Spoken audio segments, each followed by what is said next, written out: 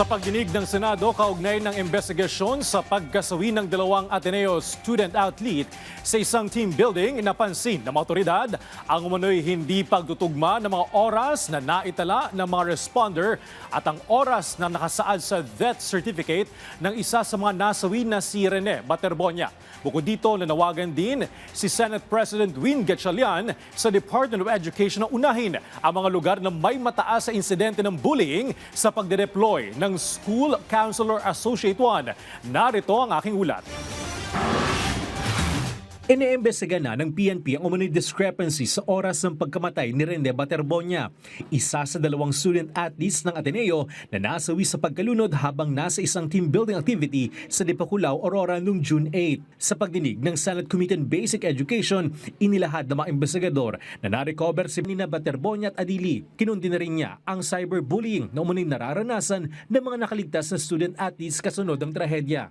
We unequivocally condemn these acts because they only deepen the pain of those already grieving by spreading disinformation and causing further harm.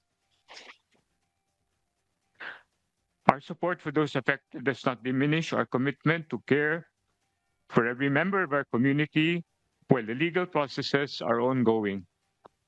Beyond the legal and regulatory processes, our objective is to understand what happened, learn from this tragedy, and strengthen the system. Ibinahagi rin niya ang mga hakbang na ginawa ng Ateneo para tulungan ang mga pamilya ng mga biktima, kabilang ang pagdalaw sa burol, pagdaraos ng misa, pag-aayos sa pag-uwi ng mga labi, at pagbibigay ng iba pang logistical at pastoral support. Samantala, nanawagan sa Senate President Win Gatchalian sa Department of Education na unahin ang mga lugar na may mataas sa insidente ng bullying sa pagkuha at pag-deploy ng mga School Counselor Associate 1. Ang panawagan ay kasunod ng paglalabas ng Civil Service Commission ng qualification standards para sa naturang posisyon na nilikha sa ilalim ng Basic Education Mental Health and Well-Being Promotion Act o Republic Act No. 12080 para matugunan ang kakulangan ng guidance counselors at mapalakas ang pagpapatupad ng school-based mental health program. Batay sa pag-aaral ng Second Congressional Commission on Education at EDCOM-2, kabilang sa may pinakamataas na insidente ng bullying,